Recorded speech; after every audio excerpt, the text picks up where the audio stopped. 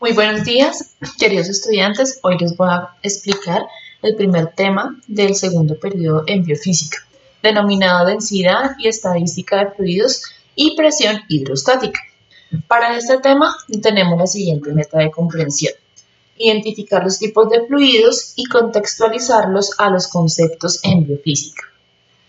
Tenemos que tener en cuenta que durante esta explicación debemos tomar nota en nuestro cuaderno de biofísica los conceptos que estamos explicando y en la tutoría sincrónica que nos encontramos vamos a despejar las dudas. Recordemos que desde este tema, primer tema de segundo periodo, sale el taller diagnóstico. Es un breve cuestionario que pueden encontrar en la plataforma.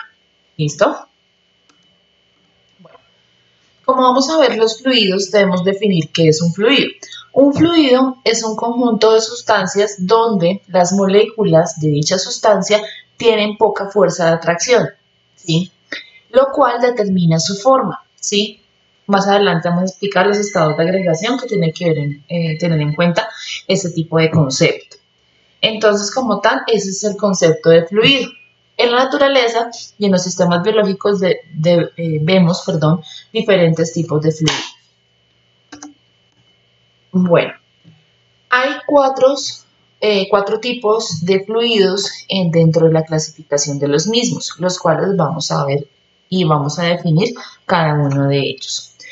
El primero es el fluido ideal. Este fluido como tal no se encuentra en la naturaleza, por lo que los científicos lo han definido como un fluido netamente de laboratorio, ¿sí? De estudio. Es teórico, ¿sí? Donde sus características y propiedades son ideales y óptimas referente a los otros tipos de fluidos. El otro tipo de fluido que podemos ver en esa clasificación es el fluido real. Un ejemplo de dicho fluido es el agua. Este fluido posee muy poca viscosidad, ¿sí? Y obviamente lo encontramos en la naturaleza. Un siguiente tipo de fluido es el denominado newtoniano, que Newton proporcionó las leyes de la viscosidad y estos tipos de fluidos adoptan estas leyes, ¿sí? Esta viscosidad está determinada por la temperatura y la presión del fluido, ¿sí? El agua también es un ejemplo de este tipo de fluido. Y por último encontramos el fluido no newtoniano, que son aquellos fluidos que no adoptan esas leyes de viscosidad de Newton, y pues los ejemplos pueden ser geles, cremas, sustancias espesas o algunos fluidos de tipo biológico. ¿Listo? Como tal, son los 4 tipos de fluidos según su clasificación. Bueno, a continuación, para tener en cuenta las propiedades, debemos tener en cuenta y ser muy precisos en el concepto de estados de agregación. Este concepto no es nuevo para ustedes. Esto lo habían visto en años anteriores en fundamentos de física y química. Entonces, recordemos brevemente aquellos estados de agregación. Entonces, como lo podemos ver en la imagen, para los líquidos y para los fluidos existen 3 tipos de estados de agregación: el sólido, el líquido y el gaseoso. Cada uno de los estados de agregación dependen de las fuerzas de unión o de cohesión entre sus moléculas. En la imagen podemos evidenciar que cada uno de los estados tiene una fuerza de cohesión diferente. En el sólido es mayor, las moléculas están muy unidas entre otras. En el líquido es un poco menor, hay espacios, ¿sí?, vacíos entre cada una de las moléculas. Y en el gaseoso la distancia entre molécula y molécula es mayor, por ende su fuerza de cohesión es menor. ¿Listo? Entonces, para que lo tengan en cuenta, son los 3 tipos de estados de agregación de la materia y por ende de los líquidos y los fluidos que estamos estudiando en este caso. ¿Listo? Entonces, como ya tenemos este concepto más fresco y más claro, podemos continuar con las propiedades de los fluidos. Vamos a ver 5 propiedades específicas de los fluidos en términos biofísicos. ¿Listo? Entonces, la primera propiedad es la densidad. Esta densidad se denomina como el grado de compactación de un material, ¿sí? Es decir, que tiene que ver con los estados de agregación, si es más compacto o menos compacto el material, en este caso pues el fluido. En fluidos homogéneos, ¿cierto? Está determinada por la masa y el volumen de ese mismo fluido. Entonces podemos evidenciar acá en la fórmula, densidad es igual a masa sobre volumen, ¿sí? Entonces para que lo tengan en cuenta, por favor. Recordemos que estamos anotando en nuestros cuadernos esos conceptos básicos de los fluidos. Siguiente propiedad, denominada viscosidad. También para la viscosidad tenemos una fórmula donde está relacionada con la viscosidad dinámica y la densidad del fluido. Esta viscosidad se determina como la resistencia del fluido al corte cuando ese fluido está en movimiento. Así como lo podemos evidenciar en la imagen, hay dos tipos de fluido. Uno es más viscoso y el otro es menos viscoso, ¿sí? Entonces es la velocidad que logra tener ese fluido al momento de la caída de ese mismo fluido, ¿sí? Entonces, claro, cuando se está en movimiento el fluido, obviamente hay unos fluidos que mueven más rápido y otros no, dependiendo de su viscosidad, ¿sí? Entonces, para que lo tengan en cuenta. Bueno, otro tipo de propiedad de fluidos es la tensión superficial. Esta tensión está determinada por la fuerza de cohesión de las partículas o moléculas específicamente del agua, ¿sí? Es un ejemplo muy claro, esta tensión. Acá en esta imagen podemos evidenciar que las flechas negras, ¿cierto? Determinan la fuerza de cohesión. Hay mayor fuerza de cohesión hacia todas las direcciones en esas moléculas de agua, generando como si fuera una cama elástica, ¿cierto? Como una membrana que separa el exterior con el interior, es decir, o haciendo una analogía con la membrana celular, ¿cierto? Que obviamente va a separar ese exterior con el interior de la célula.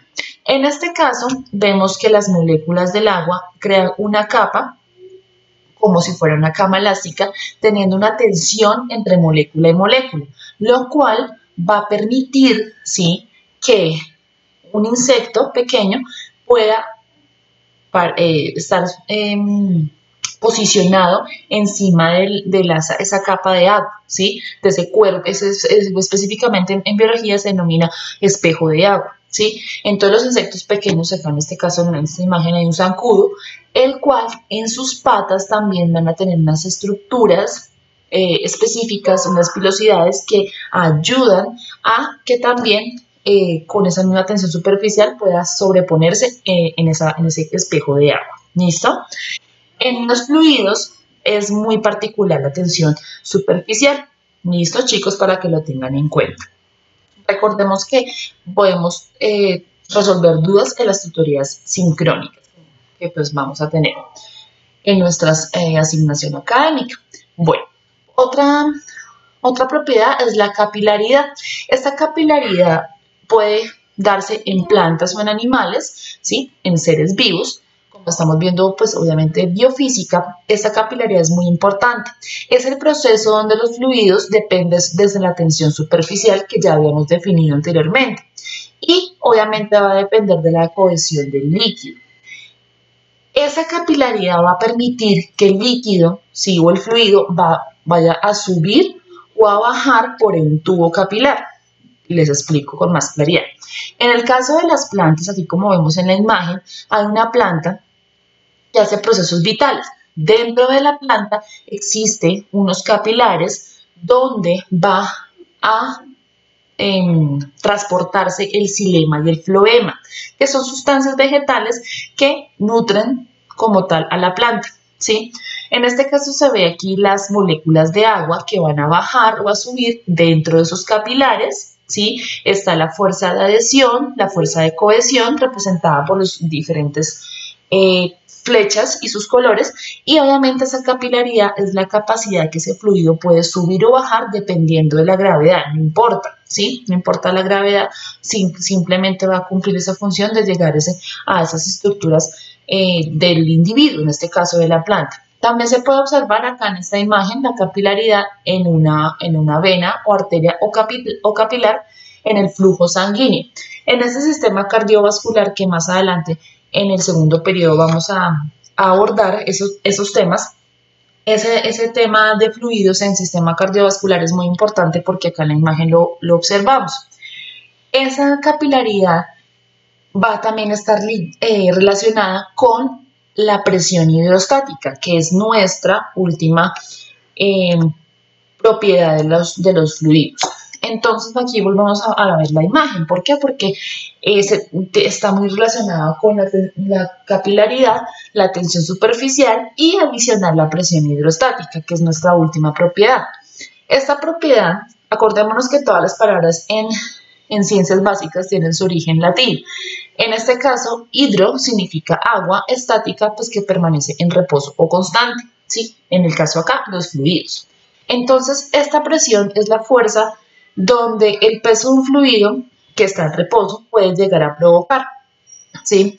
Entonces, acá en esta imagen vemos que aquí está el sólido, ¿sí? En este caso está dentro de un líquido, un fluido, y esa es el peso de ese fluido pues se determina por esta fórmula, ¿sí? P igual a la profundidad, o sea, a la altura, y por la densidad del líquido, ¿sí? Para que lo tengan en cuenta. Pero en procesos biológicos, específicamente en el sistema cardiovascular, vemos cómo está la presión hidrostática que tienen los diferentes capilares o venas dentro de ese sistema cardiovascular, transportando la sangre sin importar la distribución de la sangre, la dirección, y obviamente esa tensión y esa capilaridad están muy relacionadas con este tema.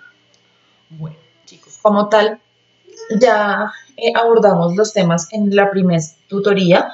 La idea es que pues hayan tomado apuntes en nuestro cuaderno de biofísica, resolvemos las inquietudes que tengamos sobre el tema en la tutoría sincrónica que tenemos en el horario académico y por medio de la plataforma. Por favor, cualquier inquietud me la comentan en el chat, y a su vez también con base a este primer tema de segundo periodo, resuelven el taller diagnóstico que está en la plataforma, en el link, ahí en el segundo periodo, muy específico, para que ese cuestionario breve, ¿sí?, sea con base a este tema que acabamos de explicar. Vale, chicos, nos vemos en una siguiente oportunidad y muchas gracias por su atención y su disposición para este nuevo aprendizaje. Feliz día.